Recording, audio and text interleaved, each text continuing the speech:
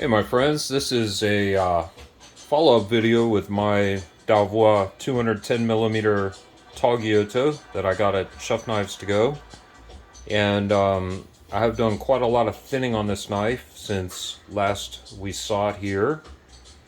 Now, I want to be very clear about something. This is a very thin knife to begin with.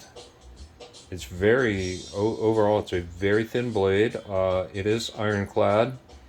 It is thicker in the tip, despite the fact that going down the spine, it does have some distal taper, and you would think, but behind the edge at the tip up here, it's still fairly thick.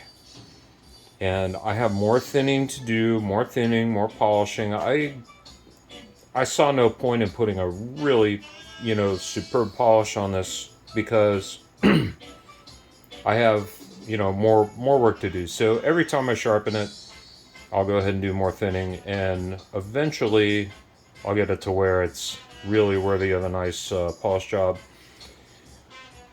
For those of you noticing this orange tint in the cladding, yes, the cladding is actually very reactive, and the knife the knife is so thin that despite and frankly kind of lumpy on the sides, that my stones did actually hit up here when I was thinning it, and that was not a mistake I made. It literally, there were just lumps up here that when I put the knife on the stones and thinned it, it hit all the way up here.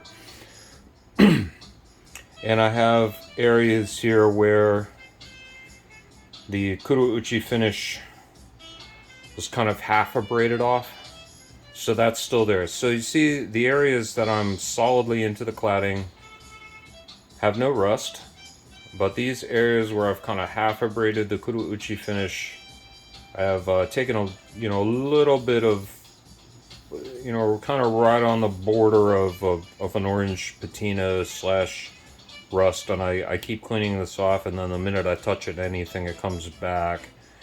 So I am I've been enjoying using this since I thinned it, and just a quick recap. This knife, it has a very beautiful handle, although it's a little narrower than your typical Wah handle, but it's a beautiful octagonal shape, beautiful wood. The fit and finish, the polish of the handle is fantastic.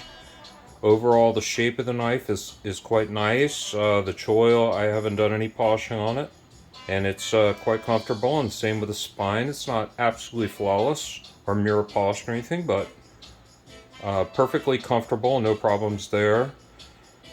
And so basically, I just thought it would be fun, now that I've thinned this down, I thought it would be fun to just show you all, a little cutting. And I've got a whole bunch of veggies stacked up here. I am making a huge pot of Japanese curry today, and so I am I have a lot of cutting in front of me, and I'm enjoying this knife on the cutting board. It's extremely light, very nimble. Once I get that tip thin down, the tip is going to, I think, do very well. For right now, it's still a little thick behind the tip, so like doing the horizontal slice on an onion, it's not so great. I'm just quartering these mushrooms, but let me just go ahead and show you all a few thin slices just for the sake of it, so you can see, it does a nice job. And of course, mushrooms are pretty easy to cut, and so are potatoes. But I thought we would, just test the food release a bit and on a few different ingredients. So let's do like 2 potatoes. I've got onions, I've got carrots. These are golden potatoes. They're pretty soft, honestly. It handles raw sweet potatoes pretty well. I used this knife to do finely cube up some raw sweet potatoes last week to make a hash. And cutting these potatoes. Wait, I got talking about those that hash and got excited. So for this curry, I want the potatoes more, like nice bite-sized chunks. Let's do one more so I can do it right. Hopefully this is all in the shot. By the way, hi everybody. I haven't shown my face on these videos much lately, and the reason for that is not because I'm being shy. The reason is that my newer phone, it's not really brand new now, but my newer phone, when I put the camera in selfie mode to where I can set up and really see what's in the shot at all times, it reverses the image. And I can't seem to change that. And that means you all see everything backwards. And so I've been using the forward camera and just focusing it on what I'm doing. So this is a trick my favorite Japanese chef turned me on to as far as, making this curry, which is just these baby carrots. Now, of course, you can start with, big whole carrots and peel them. Now, it's perfectly fine to just put these in whole, but I like to cut them like that at like a 45-degree angle. And, that's just kind of how I do it. Or you can just cut them straight in half like a normal person. Excuse me. I'm just doing a little of each thing here for you. Mostly I just wanted to give, some kind of an impression of how this performs now since it's been thinned somewhat. And just a few general observations about the steel. This is, the core steel is recycled pipeline steel, and for those of you who are not familiar with Dao Vua and their blades,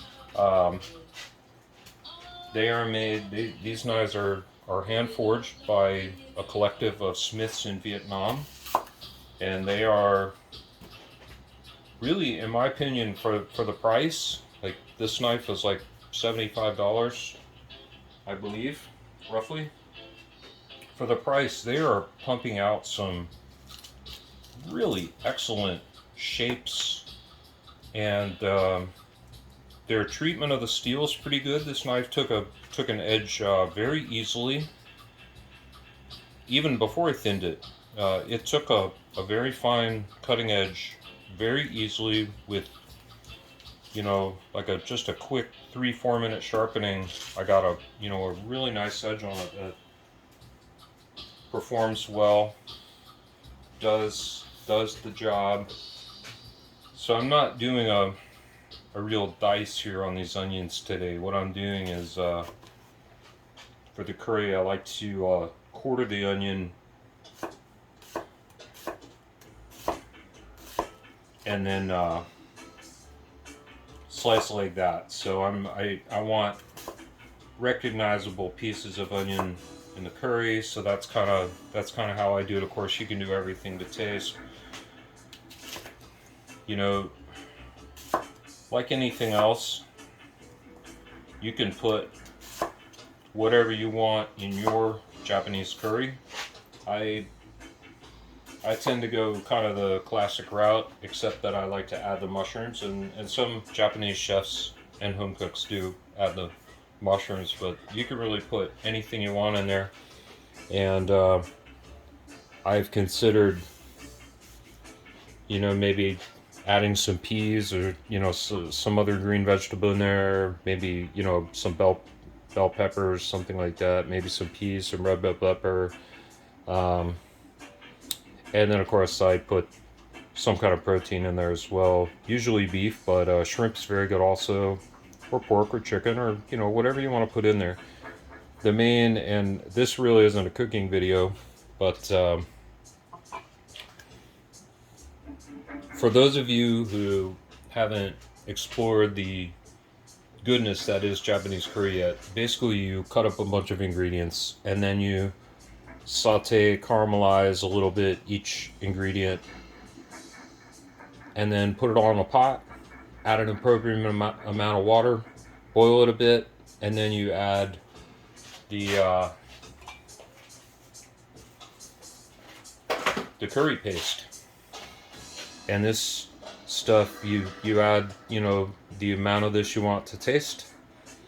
And it's in, let me just show you, since now we're talking about it.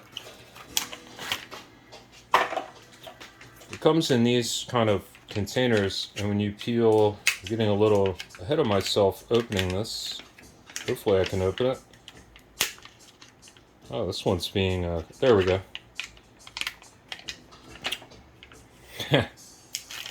When you open this stuff, it kind of looks like a candy bar. And it's segmented. You can break this off into chunks. So once all your ingredients have simmered in the water until they're all, you know, soft and mostly cooked, you start adding these chunks of this curry paste in there, and you just keep stirring and stirring, and it thickens up. It's got all the seasonings, the thickening agent, everything you need. It's all right there. And then you just pour it over some rice and eat it. And wow, opening this up, now I smell it. It's making me so hungry. So with that, I'm going to sign off. I just kind of wanted to show you all what was going on with this Dao Vua Togiyoto.